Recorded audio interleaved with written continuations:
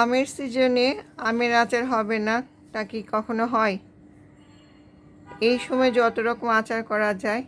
এখন গাছ ভর্তি আম, কাঁচা আমের আচার, মজাদার আচার, সব রকম আচার করা যায়। টক আচার, মিষ্টি, ঝাল, যে যেমন খেতে পছন্দ করে। আজকে আমরা সেরকমই একটা আচার করতে যাচ্ছি, আপনারা দেখেই বুঝে গেছেন। সেই আচারটা হচ্ছে আমের টক আচার। পুরো আচারের রেসিপিটা জানতে গেলে আমাদের সঙ্গেই থাকুন। রানুস কিচেনের বিভিন্ন সময় আমরা বিভিন্ন রকম আচারের রেসিপি নিয়ে আসি। আজকেও আপনাদের জন্য সেই রকম আরেকটা নতুন রেসিপি নিয়ে আসছি। এখন আমের সিজন, প্রচুর আম পাওয়া যাচ্ছে। এই সময় আচার করতে হয়। আজকে আমরা আপনাদের জন্য আমের আচার করব, সেটা হচ্ছে আমের টক আচার। অনেকেই আমের টক আচারটা পছন্দ করেন। সেই আমের টক আচারটা করতে যেই উপকরণগুলো লাগবে সেগুলো আমি একে একে বলে দিচ্ছি। এখানে আছে 5 ফোড়ন, একটু চুলায় তেলে নিয়েছি। শুকনো মরিচ আছে কয়েকটি, তারপরে আছে রসুন বাটা, তারপর লাল মরিচ বেটে নিয়েছি, তারপর এখানে আছে সরিষা বাটা, আর সবচেয়ে বড় প্রয়োজনীয় জিনিস হচ্ছে সরিষার তেল। সরিষার তেল ছাড়া আচার হবে না। আর আম তো থাকবেই। আমের আমরা চোচা রেখেছি, চিকন চিকন করে পাতলা পাতলা করে কেটে নিয়েছি, দেখতে পাচ্ছেন, যেন ভেতরে এই আমের ভিতরে যেন পুরো মশলাগুলো যেন ঢুকে। তবে আসুন আমরা কিভাবে পুরো আচারের রেসিপিটা করি, আমাদের সঙ্গে থাকুন, দেখুন। বন্ধুরা, 5 ফোড়নটা আমরা অর্ধেক করে গুঁড়ো করে নিয়েছি, হাফ গুঁড়ো, পুরো মিহি করি নাই, মিক্সিতে করে নিয়েছে। আপনি ইচ্ছে করে এটা পাটায়ও করে নিতে পারেন। আমের টক আচার বানাতে আমরা মশলাটা আগে তৈরি করে নিচ্ছি। এখানে সরিষা বাটা আছে 2 টেবিল চামচ, রসুন বাটা 2 টেবিল চামচ, আর মরিচ বাটা যেটা আমরা করে রেখেছিলাম সেই মরিচ বাটা হচ্ছে আন্দাজ মতো দিয়েছি। এখানে আমরা 1 চামচ দিয়েছি, পরে লাগলে আরও দেব। আর এখন দিয়ে দিচ্ছি 1 টেবিল চামচ 5 ফোড়ন গুঁড়ো, এটা আমরা মিক্সিতে হাফ ভেঙে নিয়েছিলাম, গুঁড়ো করে নিয়েছি। এর সাথে আমরা এখন দিব 2 টেবিল চামচ সিরকা দিয়ে নিচ্ছি ওই মিশ্রণটার মধ্যে। সিরকা দিলে আচার ভালো থাকে,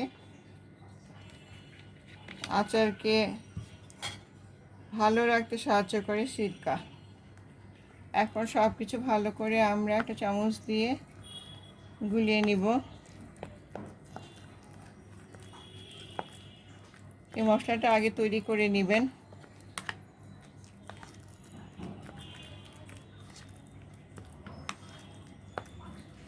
আমের এই টক আচারটা টক ঝাল আচার, যারা মিষ্টি খেতে চান না তাদের জন্য খুবই ভালো একটা মজার আচার।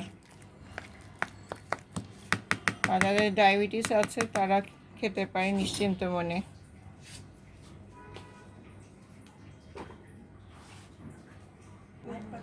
এখন আমরা চুলাতে যাচ্ছি, আসুন। আমরা একটা পাত্রের মধ্যে, পাত্রটা গরম হওয়ার পরে সরিষা তেল দিয়ে নিচ্ছি। এই আচার করতে অনেক তেল লাগে, আপনার আন্দাজ বুঝেই তেলটা দিবেন।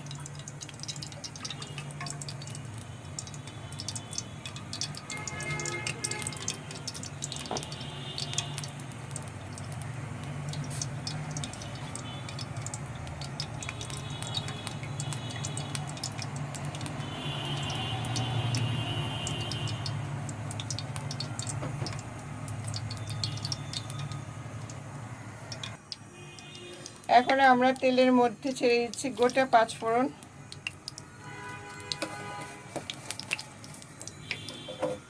আর কিছু 5 ফোড়ন আমরা ভেঙে গুঁড়ো করে নিয়ে মশলার সাথে মিশিয়ে নিয়েছি।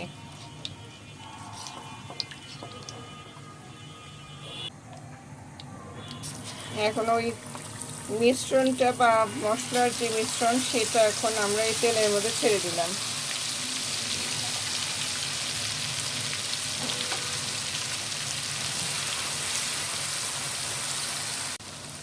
সবটুকু মশলাই আমরা দিয়ে দিয়েছি, আর তেলের মধ্যে ভালো করে ভুনতে হবে।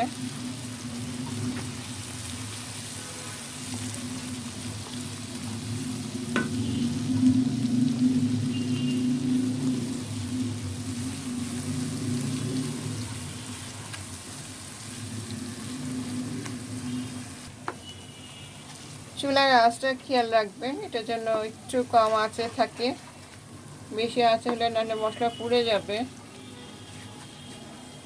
তাই চুলার আঁচটা একটু কমিয়ে দেবেন। এখন আমরা আমগুলো দিয়ে দিব। আমগুলো কিন্তু একদম শুকনো করে না রাখা, কখনো পানি যেন না লেগে থাকে আমের মধ্যে।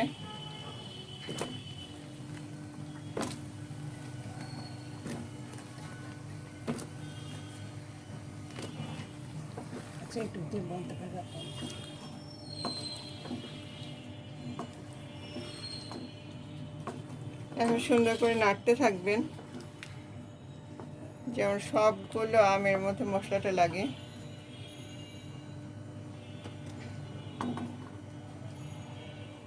দিয়েছি পরিমাণ মতো লবণ।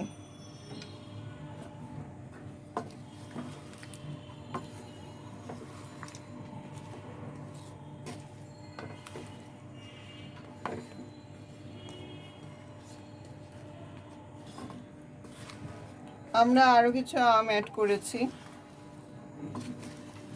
একটু বেশি পরিমাণে আচারটা করা হবে।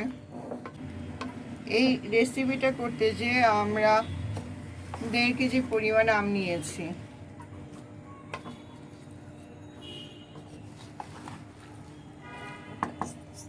আর একটু হোক, আমরা আবার আসছি। চুলার আঁচটা কমানোই আছে, ঠিক এই আঁচেই আমটা সেদ্ধ করবো আমরা। রোদে দেওয়ার ঝামেলা ছাড়াই আচারটা করতে পারবেন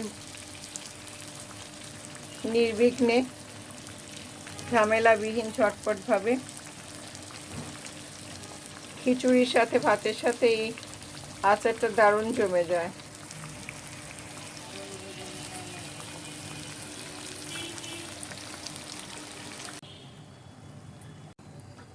আমের টক আচারটা দেখেন, আমের গায়ের রং অনেকটা চেঞ্জ হয়ে আসছে। এটা ধীরে ধীরে সেদ্ধ হবে। তো সিদ্ধ হওয়ার জন্য আমরা ঢাকনা দিয়ে দিব পাত্রটার উপরে।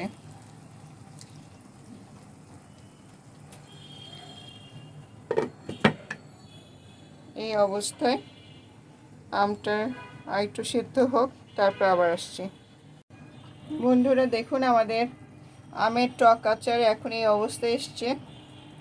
এটা ঢাকনাটা এতক্ষণ দেওয়া ছিল, আমরা খুলে নিয়েছি মাত্র। ধিমে আছে আচারটা হচ্ছে, প্রায় গলে আসছে, আমগুলো সিদ্ধ হয়ে আসছে। এটা তেল অনেক দিতে হয় আচারে, তেল আস্তে আস্তে আম তেল শুষে নিবে।